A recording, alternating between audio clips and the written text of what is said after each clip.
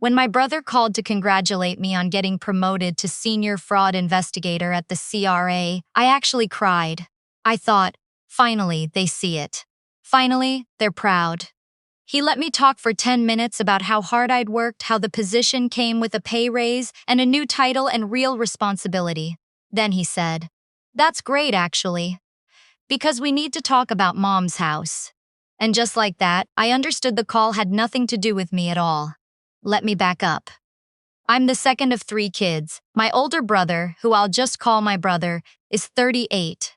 My younger sister is 29. I'm 32, and I have spent the last decade becoming the kind of person my family refers to as the responsible one, which, if you've grown up in a certain type of household, you know is not a compliment.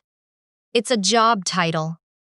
It means you're the one who handles things, who figures it out, who doesn't need help, and because you don't need help, you don't get any. But when there's something to be extracted, you're the first one they call. I should explain what I do. I'm a fraud investigator with the Canada Revenue Agency. I audit files, I trace financial discrepancies, I find the numbers that don't add up. It's methodical, painstaking work, and I am very, very good at it. My family knows I work in taxes. They don't entirely understand what that means, and I never push them to, because in my experience, the less your family understands about your professional capabilities, the safer you are at Christmas dinner. My sister has never held a job for more than 8 months. Not because she's incapable, but because nothing ever fits. She tried fitness instruction, then graphic design, then she was going to open a candle business, then she decided she wanted to be a life coach. My parents funded every single pivot. My father passed away 6 years ago, and when he did, he left my mother the house in Oakville, a modest but paid-off property worth somewhere around $780,000 at the time, and a small RRSP that was meant to supplement her retirement. My mother is generous in a way that has curdled over time into something else. She's generous the way people are generous when they can't say no. And my sister has never once in her life been told no. My brother is different. He's not malicious, or at least I didn't used to think so. He's passive in a specific way that lets bad things happen without him technically doing anything wrong. He married young, has 2 kids, a mortgage in Hamilton, and a habit of deferring to whoever is loudest in the room. For most of our childhood, that was my sister. It still was. So when he called me with this great promotion energy and then pivoted to, "We need to talk about Mom's house," I felt my stomach drop in a way that had nothing to do with the phone signal. "What about Mom's house?" I said. "She wants us to update her will. And we think, as a family, it makes sense to talk about it together. Make sure everyone's on the same page." I asked him what page he thought I was on. He laughed, a little too easily, and said I was overthinking it, that it was just a conversation, that he'd set up a family dinner for next Sunday and it would be fine. It was not fine. I drove out to my mother's place on a Sunday afternoon in February, the kind of gray Ontario cold that gets into your coat no matter how good the coat is. My sister was already there when I arrived, sitting at the kitchen table with a mug of tea like she lived there, which, I would later learn, she essentially did. She'd been staying in the spare room for just a few weeks, while her latest living situation sorted itself out. That had been 4 months ago. My brother arrived 20 minutes late, apologized to no one, and sat down. My mother made lasagna. It felt pointed. The conversation started normally enough. How was work? How were the kids? Had I been following the news? Then my sister put down her fork and said, in a voice she uses when she's been practicing, "I think we should talk about what happens to this house when Mom eventually passes." I looked at my mother. My mother looked at the lasagna. My brother cleared his throat. "We've been talking," he said, using the we that I had not been part of, "and we think the fairest thing is to have the house go to all 3 of us equally, a third each." I said that sounded reasonable. "But," my sister said, and there it was, the but I had been bracing for since I pulled into the driveway, "we also think that, given everything, it makes sense for me to stay in the house. To take care of Mom, And since I'm providing that care, and since you're doing well financially, we thought maybe you'd consider signing over your share to me when the time comes. I put my fork down. You want me to give you my third of Mom's house? Not give. We'd recognize your contribution in other ways. What other ways? She glanced at my brother, who was suddenly very focused on his water glass. We figured you make good money. You don't need it the way I do. And honestly, with your career, you'll be fine. We just thought. You thought I'd say yes, I said. My mother finally spoke. Sweetheart, your sister is sacrificing her own opportunities to be here with me. That deserves recognition. I looked around the table. My brother had the decency to look slightly uncomfortable. My sister had the face she gets when she believes she's already won. My mother looked tired and genuine, and also I realized with a slow, sinking clarity, not entirely in control of this conversation. I need some time to think about this, I said. Of course, my sister said warmly, as if she were the one granting me something. I drove home with the radio off. I want to be clear about something. I did not go looking for what I found. I was not scheming. I was not laying a trap. I was doing what I always do when something doesn't add up. I started pulling the thread. The thing about our family finances is that I had always been the one who helped my mother with her taxes. My father had done it himself when he was alive, but after he died, she'd asked me to take over. I had done it out of love, out of obligation, out of a complicated mixture of both that I've spent a lot of time in therapy trying to untangle. I had access to her SIN, her account information, her investment records. I had never looked at any of it with suspicion. I had never had reason to. After that dinner, I had reason. I didn't access anything I wasn't authorized to access.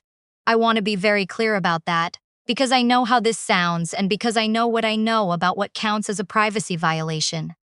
Everything I looked at, I had been given explicit permission to look at years ago when my mother handed me a manila envelope full of her financial documents and said, "Just handle it." So I handled it. The first thing I noticed was the RSP. My father's RRSP, when he died, had been roughly $94,000. Over the years, my mother had drawn it down slowly, which was expected. What was not expected was the rate at which it had declined over the last 2 years. The withdrawals were larger than her monthly expenses justified, and they didn't correspond to any large purchase I could identify. A new roof, maybe. A car repair. Not this. I cross-referenced her checking account. The money wasn't staying there either.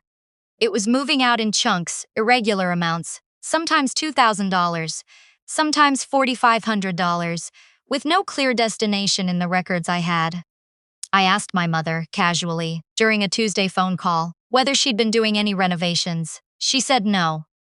I asked if she'd had any big expenses lately, anything I should know about for her taxes. She paused just a beat too long and said nothing major. I'm a fraud investigator. I know what a pause like that means. I spent 2 weeks doing what I do at work. I traced. I documented.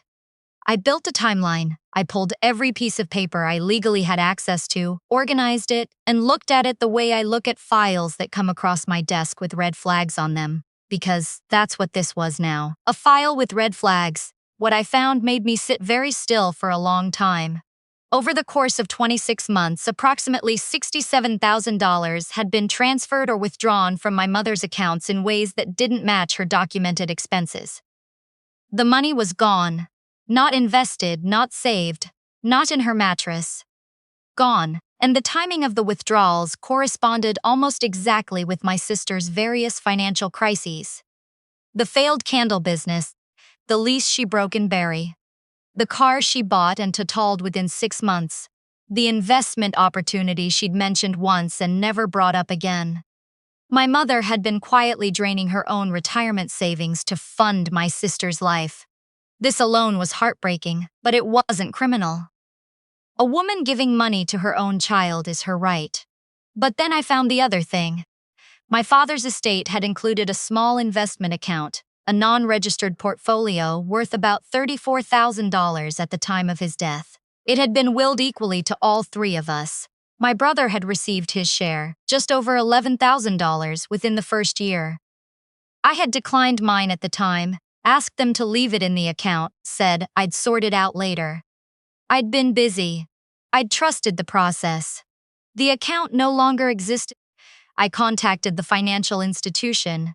They told me the account had been closed 18 months ago. The full balance, which had grown to approximately $38,000 by that point, had been withdrawn in a single transaction. I had never received a cent. Neither, as far as I could determine, had my brother. I called him. I asked him, as carefully as I could, whether he had ever received a second distribution from Dad's estate. He said no, he'd only gotten the one payment years ago. I asked if he remembered how much. He said 11 and change. I asked if he knew the account had been closed. He didn't. I asked him not to say anything to anyone until I had a clearer picture. He agreed, which surprised me.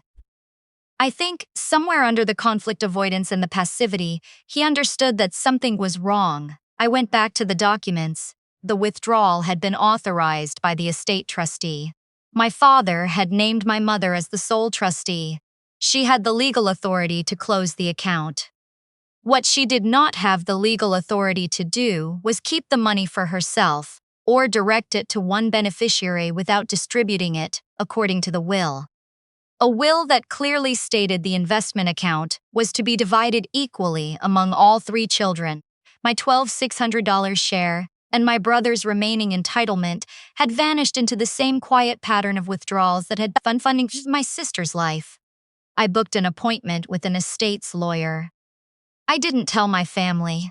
I went alone on a Thursday afternoon and I sat across from a woman who specializes in estate disputes, and I laid out everything I had. The timeline, the withdrawals, the closed account, the will. She looked at it for a long time. This is a breach of fiduciary duty, she told me.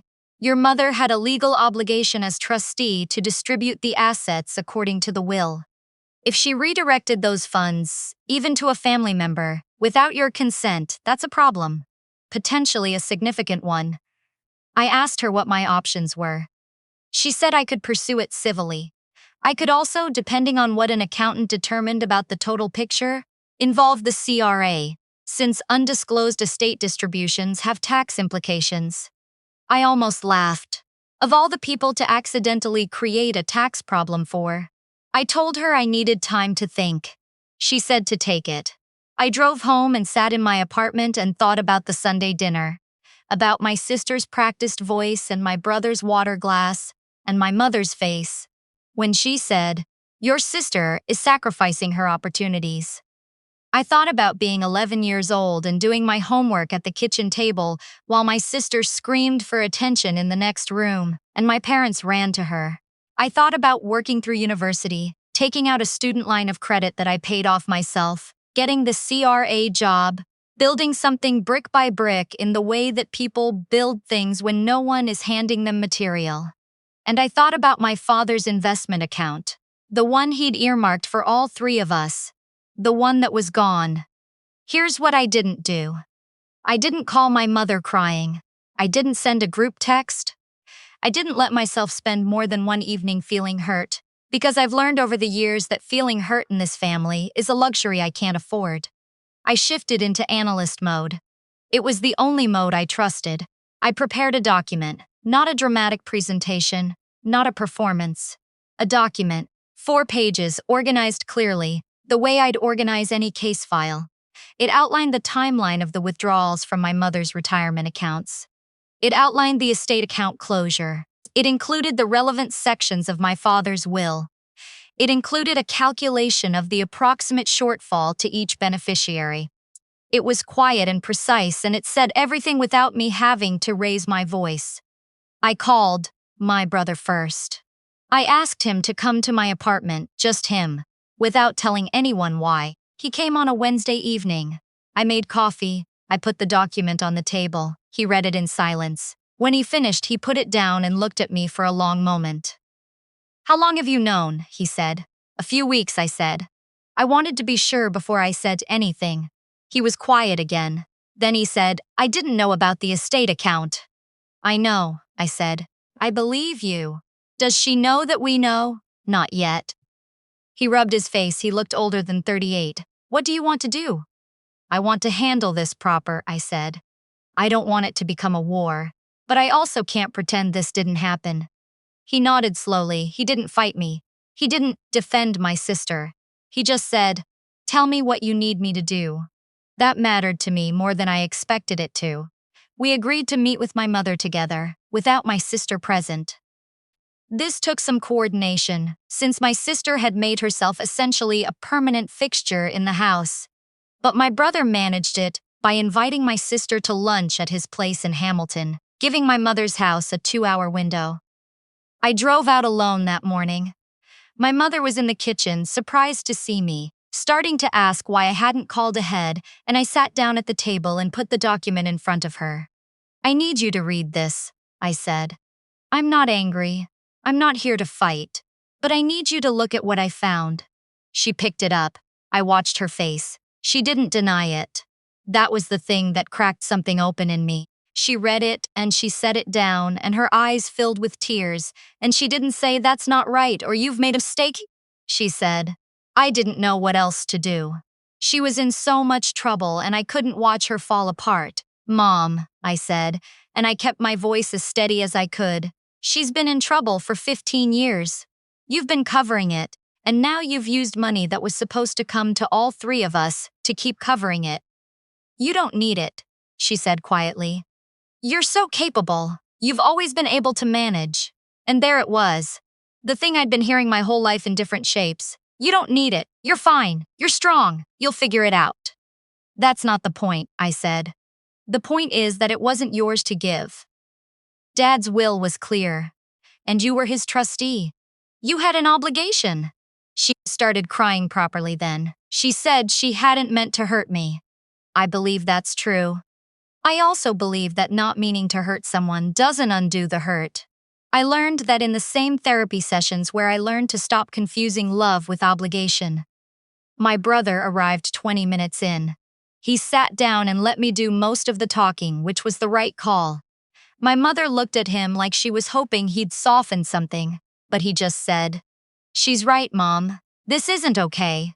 I told my mother what my options were. I told her I had spoken to an estates lawyer. I told her I was not looking to take anyone to court, that I did not want to blow up what was left of our family, but that there needed to be accountability. Real accountability, not a conversation and a hug and everyone pretending. Then I said the harder thing. I told her my sister needed to know where the money had actually come from, not the curated version she'd been living inside, where my mother was just generous and things always worked out. The real version, where her lifestyle, her cars, her failed ventures, had been funded in part by money that belonged to her siblings. Money her father had left us. My mother went very quiet. "She'll be devastated," she said. "She's going to find out one way or another," I said. "It's better she hears it from you." My mother asked if this meant the house situation was off the table. I told her that yes, the conversation about giving my sister my share of the inheritance was absolutely off the table. I told her that any conversation about the will going forward needed to involve all three of us and a lawyer.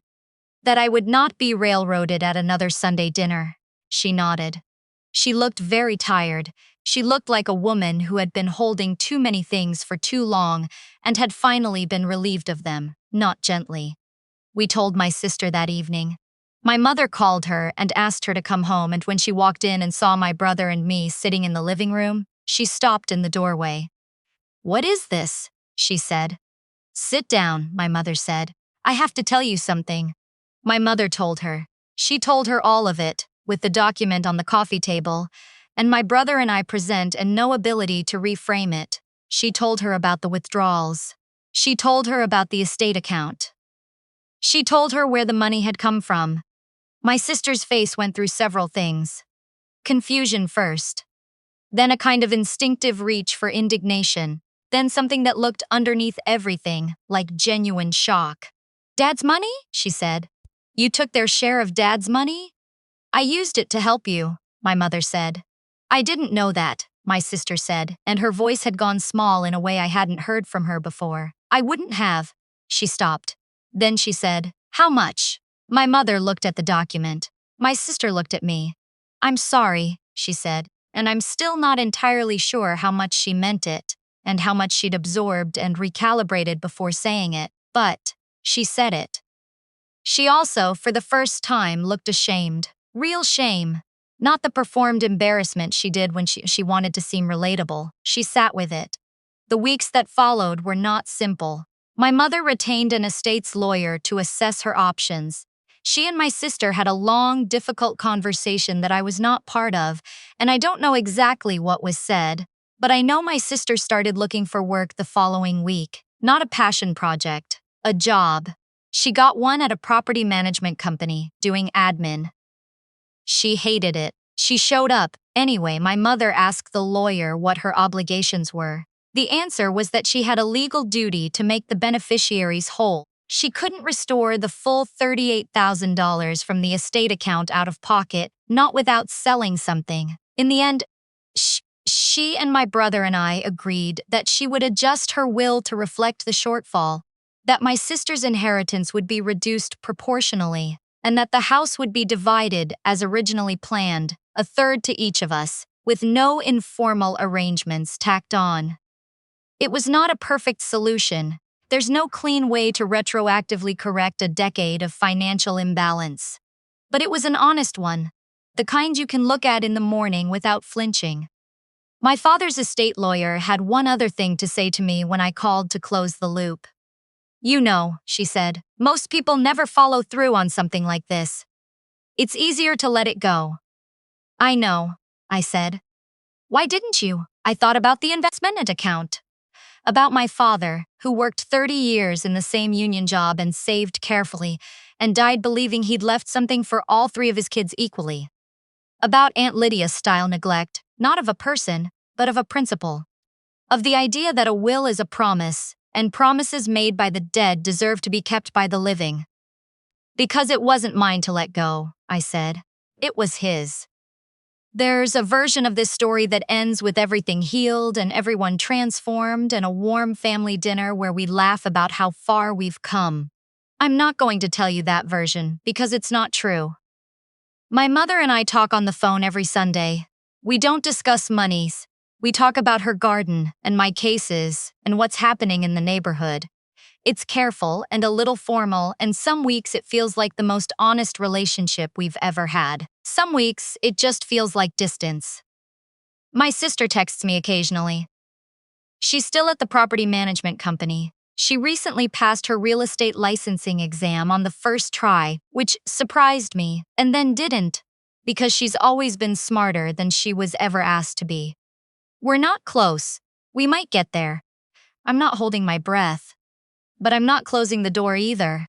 My brother and I go for lunch sometimes. He's the one who surprised me the most through all of this. He didn't fold. He didn't disappear. When it mattered, he sat at the table. As for me, I still live in my apartment in Mississauga. I still go to work every morning and look for the numbers that don't match, the ones that reveal the things someone hoped would stay hidden. I am good at this because I grew up in a family that taught me to notice when something was off, even when no one else would name it. That particular skill set, the one they gave me without meaning to, is the one that finally made them accountable. My father left three of us something equal. I made sure it stayed that way. That's the only inheritance I needed.